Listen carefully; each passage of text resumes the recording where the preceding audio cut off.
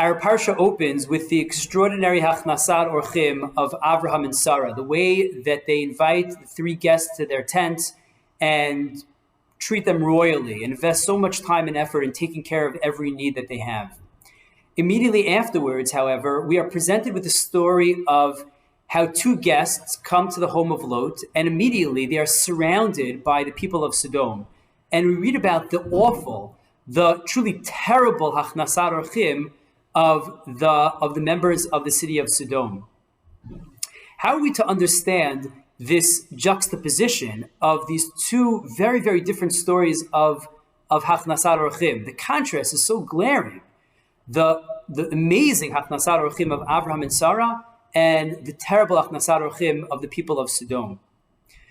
Rabbi Kamenetsky suggests that this contrast highlights just how great the chesed of Avraham Avinu was. He writes that usually when you have someone who is really careful about a particular mitzvah, and when that person sees somebody else who does not display that same care and dedication to that mitzvah, it pains that person. Because for you, it matters so much. And then you see somebody else who belittles it, cheapens it, and doesn't take it seriously. So for example, take a person who treats tefillah so seriously, making sure not to speak during davening, making sure to think about the words to daven with kavanah. And then you have somebody else who's talking during davening and not paying attention, and not taking it seriously. It hurts the person because for you, tefillah is so important. It means so much.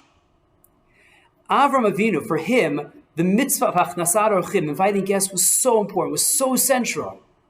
Imagine how he must have felt whenever he thought about the people of Sodom and how they disregarded that mitzvah. How their approach was, as the Mishnah in Pirkei Avot says, shali, shali, what's mine is mine, what's yours is yours, we're not inviting you. So different. And it must have bothered Avram Avinu so much, the behavior of the people of Sodom. Nonetheless, despite that, when it came to standing up for Sodom, to try to save them and plead for them and daven to Hashem that he spare the people of Sodom and not destroy them, Avram Avinu, he looks out for them. He davens for them. He shows chesed, he shows kindness for people who are not like him, whose beliefs, whose worldview, whose behaviors were so diametrically opposed from his own.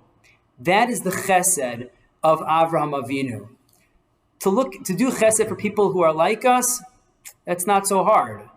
But the greatness of Avraham Avinu was that his chesed extended to people who were not like him, to people whose beliefs, whose opinions, whose whole lifestyle was so different.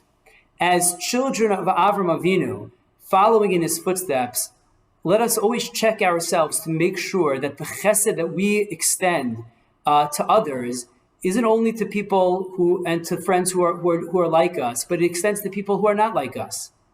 And to make sure that our grace, our generosity, our kindness is able to extend to those around us and to those whose lifestyles may be very, very different. That's what it means to be and to follow in the footsteps and the chesed of Avraham and Sarah. Wish everyone a Shabbat Shalom.